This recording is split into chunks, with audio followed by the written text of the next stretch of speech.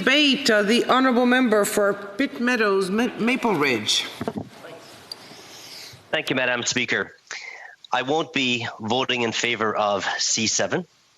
Believe it's poor legislation that will negatively impact many of the most vulnerable Canadians. If passed, there certainly is going to be more court challenges that will only dilute the few protections that are currently in place. I know that the disability community, as has been mentioned in previous speeches, has been very upset about the bill and feels that it will make them even more vulnerable than they currently are.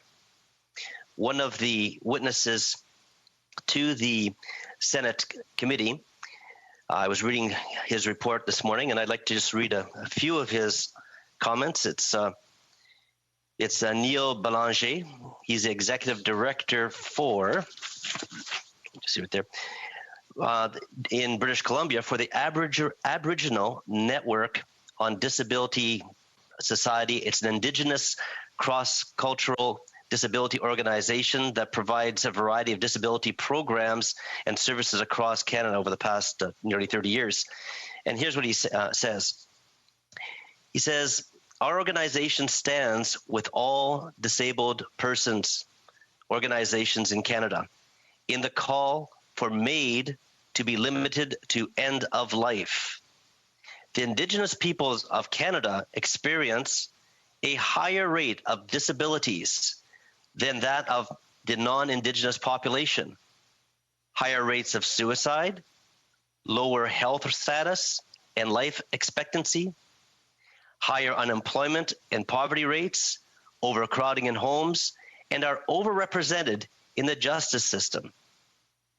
Despite these conditions, the individuals our society serve do not describe themselves as suffering with a disability.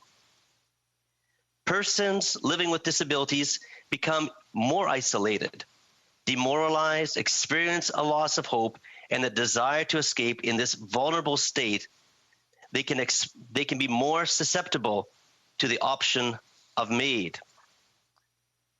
He goes on.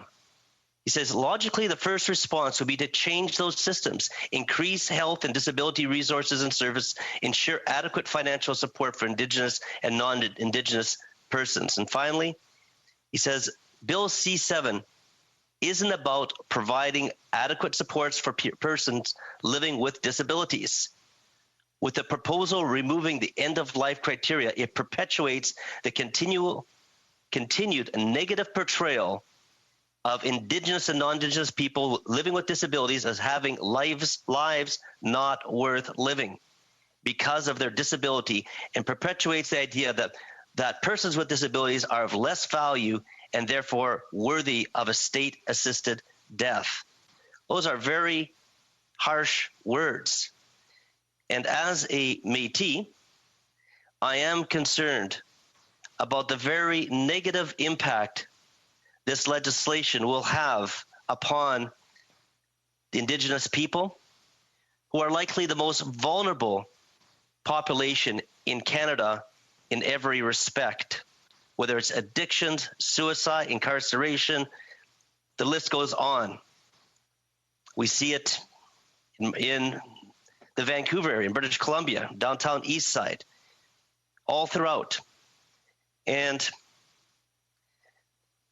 I would say also I've met with parents who have children with disabilities, and they are also very concerned about the message that is being sent, that is being stated in this legislation, that life is not worth living, that you can't unbearable. A couple of weeks ago, I watched a video of a fellow I'd never heard of before. His name is Nicholas James Vujicic. I think it's Dutch, I'm not sure. Or maybe it's from the Balkan. He's born in 1982 with a rare disorder called phomocylia, which is being born without legs or arms. He does have a about 6-inch, I guess, foot coming out of his torso. And I watched him speak in this video to a large group of prisoners, and he was inspiring hope. He founded an organization called Life Without Limbs, and also Attitude is Altitude. And he's spoken to hundreds of thousands, I believe, and millions of people. The message of no matter what your circumstances, you have something to give and to help other people with. This is the message that we need to be promoting about overcoming challenges. In Canada, we have some great examples. I think of Rick Hansen on the wheelchair around the world tour he took years ago. And the best example we have that's known worldwide would be Terry Fox. I'm a teacher by profession, and every year we go with students on these walks to beat cancer. Madam Speaker, I'm also concerned that it's also just a matter of time before MAID will be offered to people struggling with mental health challenges. And why wouldn't I believe this? A 10-day wait period is being removed. There's an elimination of reasonably foreseeable death is being removed. Approval of 2 medical practitioners is being removed. Disability is being added as one of the conditions, and so forth. I mentioned last week that one of my assistants in Ottawa told me about her friend, her grandmother. She's 100 years old, was 100 years old, a vibrant social woman, involved in good health, even though for a 100-year-old. And then as we faced COVID-19 this year, and with the lockdown and necessary safety precautions, she became isolated and depressed and no longer wanted to live. And she requested MAID, and it was granted to her. I suppose that being 100 years old is reasonable, foreseeable, but for all of us, life is, we will die. I know that, people are struggling this year with depression, loneliness, and the Canadian Association for Mental Health released information that 4 times more people this year are having suicidal thoughts than previous to COVID. On Monday, I met with Dr. Taylor Bean and Maple Ridge Councillor Chelsea Maidis, discussing the impact of regulations on the mental well-being of many of her patients, the big increase of anti-anxiety medication. I mean, this is just what we're facing right now as we're coping with COVID.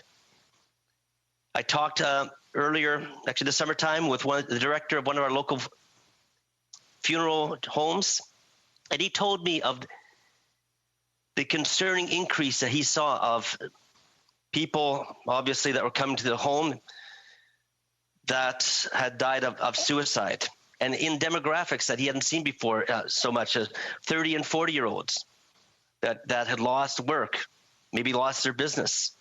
And I have no doubt that as time moves on, mental anguish will be added to the list as we continue to broaden the legislation as we are seeing happen right now. Mental anguish is unfortunately, it's a very human condition. Loss of a loved one, bankruptcy, news of a terminal illness.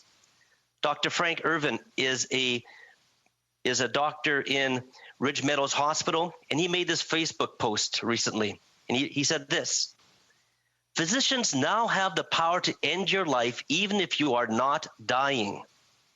I personally have a patient undergo MAID who would have had a very good chance of living 5 or more years.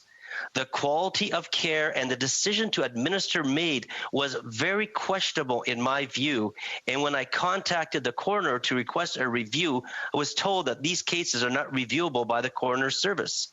Where is the oversight? Think of my wife Marlene. She was diagnosed with cancer, went through a very difficult time, 5 operations. It's now 5 years, and she is cancer-free. And on that very